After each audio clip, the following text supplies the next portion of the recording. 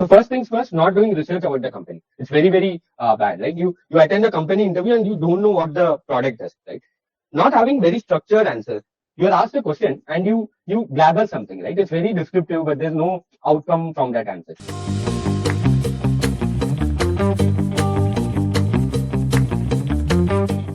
So first, before jumping into product management, let's understand what is a product, right? So a product is a solution created to serve a need or to solve a problem, right? So just to elaborate it, right? So anything we use in our day-to-day life, right? They serve a need for us or they solve a problem. Product can be tangible as well as intangible. Let's say it can be physical product as well as a software product. A product can be subjective as well as objective benefit. It can give a subjective or objective benefit. So just to give you an example, iPhone. So objective benefit is same for everyone, but subjective benefit changes from people to people. It's very personal, right? So for someone, the objective benefit of iPhone for everyone is same, right? Its camera is good, its security is good. These are objective benefits, which means these are facts, right? Subjective benefit might be like someone feel like, okay, iPhone is a brand, having it gives me a kind of a higher feeling, good feeling, right? Some people think iPhone is the best like camera for me to shoot my videos, right? So there are a lot of subjective benefit that is more closer to people, right? Next, a product is something which has creativity and innovation, right? It's a creative and innovative solution, right? So just to give you examples of tangible product, physical product, right? Anything you see, right? Like the watch you use is a physical product. Intangible product, all the softwares they use, right? Amazon, apps and websites, right?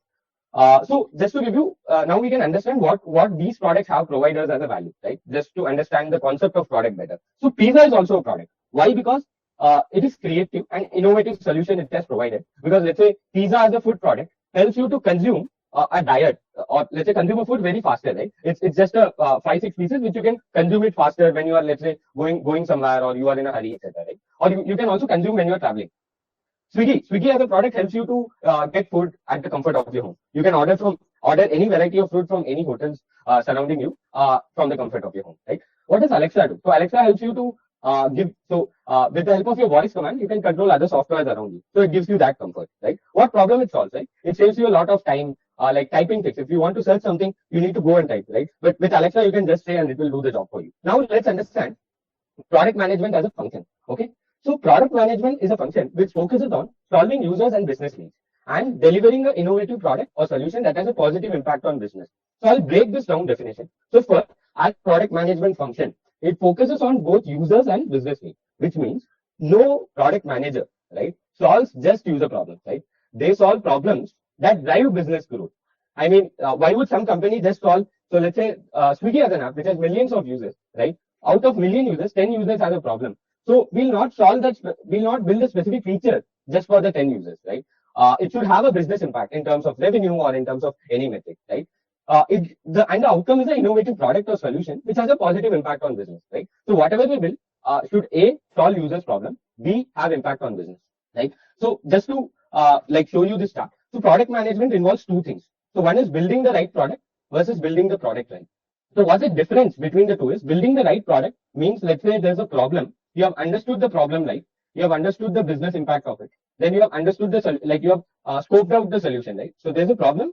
You wrote the solution for that, right? All these things you have done it right. And building the product right is where let's say when you're launching the product, okay, I wanted to launch a product like, let's say you have a specific requirement. For example, I'm launching, let's say, a learning platform where people can practice for interviews, right? So you had a vision. So is the end outcome same as your vision, right? Because now the solution goes to the design team. Now design team designs the solution. Now then the development team develops the solution. Was the goal you had in mind when you were thinking of solving the problem has met, right? Was it the same till then?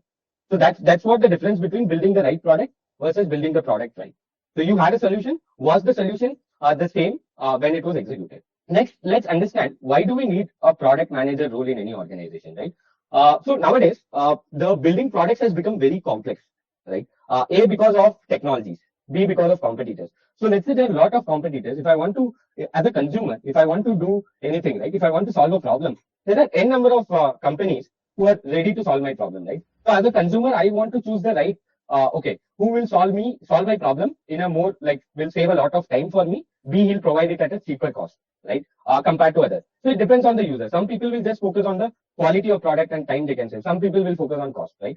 So building products that benefit both user and the business nowadays is not easy, right? So building a profitable product. Next thing is like, okay, developer develops, designer designs, marketer markets, but who is there to focus on the user and their problem, right? So user keeps on evolving. So let's say 5 years down the line, I had different problems. Now I have different problems because the rate at which the market has grown, technology has developed. Now my problems have also evolved, right? So I need to build products according to that.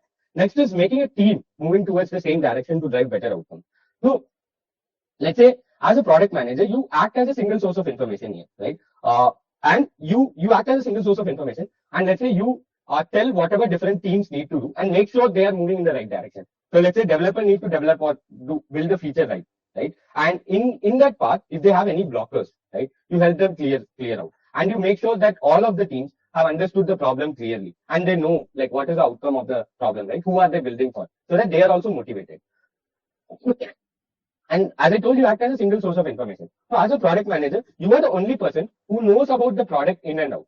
I mean, you know why you are developing, you know what are the bad flows, you know what will you ship in the next version, right? Let's say the marketer only knows about the pitch of the product. The developer only knows about how of the product, that is the code of the product. Designer only knows the requirement you told. But the overall picture is you know that, right? Because you have worked on the identifying the problem, defining the problem, and coming up with the solution. Next is there should be someone to keep an eye on the market and competitor. Why? Let's take the UPI, right? The digital payment space, right? It has been evolving a lot, right? So if as a UPI company, Google Pay, Phone Pay, or Paytm had not had a product manager who keeps an eye on the market and competitors, they would have died now. Because UPI has evolved a lot. Now you have pinless payment, you have UPI Lite. So as a PM, you should keep on seeing what are the changes that are happening in the market and what are the competitors building, right? So your main goal as a PM is to provide the best solution to the user compared to your competitor. Now let's deep dive into each of the product manager skills, right? So why I'm covering this is, let's say you're trying to transition from any role, data science, analytics, tech, etc. First, list down all your skills which you have, then compare what are the existing skills you have among the skills I've mentioned here, right? So then you will find the skills which you need to learn, right? So first is empathy. Empathy is nothing but you can think like a user, right? You can think from the users too. So for example, during my previous experience, I was building for operations people, right? So operations people, let's say some will not be well educated. They were laborers, etc. They want an app which is very easy to use, just in 2-3 clicks. So I need to imagine that if I were in the situation and I was that guy, how would I use a product? What is my situation when I use a product, right? So you need to just stimulate the experience of the and then had the solution, like then deployed the solution, right? The second is data analysis, right? So why data analysis? Because in established companies, right, problems are discovered from data. So at a scale where Google is, right, they can talk to users, but how many users will they talk? Because the entire market is Google's, right? Like at least 90% of the search market is Google, right? So they constantly analyze data. So I mean, here you will not do core data analysis. You should understand basic data analysis, well, at least using Excel and little bit of SQL, right? Where let's say some team is providing you data, you need to have quick analysis with Excel and gather some insights out of that data. Very important stakeholder management. So here, let's say establish org, this becomes a very important skill that matters. So in an organization, if you are building and launching a product, there are different teams that get affected because of the product or the feature, right? So just to give you an example, in a scaled org, let's say Amazon is launching a new feature, right? What can be the teams that are getting affected? So A, there can be the customer support team that gets affected because many people will be asking or raising support tickets if there is a bug, right? B, let's say if you are building it for, let's say, the content team, right? Let's say in Amazon Prime Video. So now they should understand how they can use the product, right? From the backend side. So every product will have an admin side and a user side, right? So you need to align all the teams and make sure they know that this feature is going to be launched and they are ready to take care if there's any problems that come up. Fourth, very important skill, that is communication. So as we already discussed, you are the person who will communicate about the specs or the requirements to the designer, right? And then you are the person who explain to developers. And designers, developers, testers come up with doubts to you, right? Then you are the person who will review the test cases, right? They will also come up with doubts. Here, are these test cases right? Have I missed any code test case, right? So communication is very important. Next, communicating with stakeholders, right? Communicating with users about the timelines of when there's a launch to the stakeholders, right? And next is wireframing. So now, as PMs, we have a lot of thoughts, we would have done a lot of research, but now to put that idea down in a visual format, you need to draw wireframes. So wireframes are nothing but rough sketches of your idea in a digital format. You can also do paper wireframes, but let's say you can use tools like Whimsical to draw quick wireframes of website or app ideas you have and draw user flows to explain how the flow of the solution would work. The next skill is project management and problem solving. So project management is, let's say, in case of a bigger project, right? There are different teams involved. So you also need to make sure that you have communicated, let's say, timeline of December 1 to a stakeholder. Then you should make sure that before, let's say, November 2024, it should be pushed to the testing, right? And then testing will take 2-3 days. So you always need to think in terms of timeline and resource management. And next is problem solving.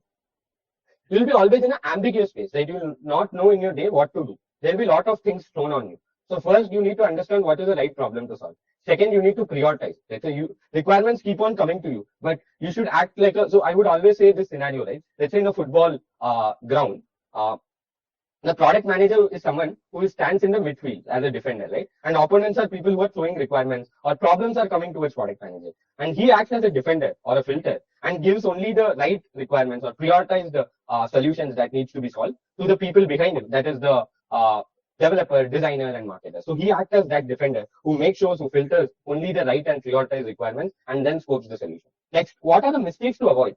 Let's say when you're attending PM interview, or let's say when you're giving assignments during the product management interview process, right? So first things first, not doing research about the company. It's very, very bad, right? You attend a company interview and you don't know what the product does, right? Not having very structured answers. You're asked a question and you blabber something, right? It's very descriptive, but there's no outcome from that answer. Assuming things without clarification. So if a question is asked, if you have doubts, you should ask the interviewer, saying, okay, so just to give you an example, let's say I ask you like design a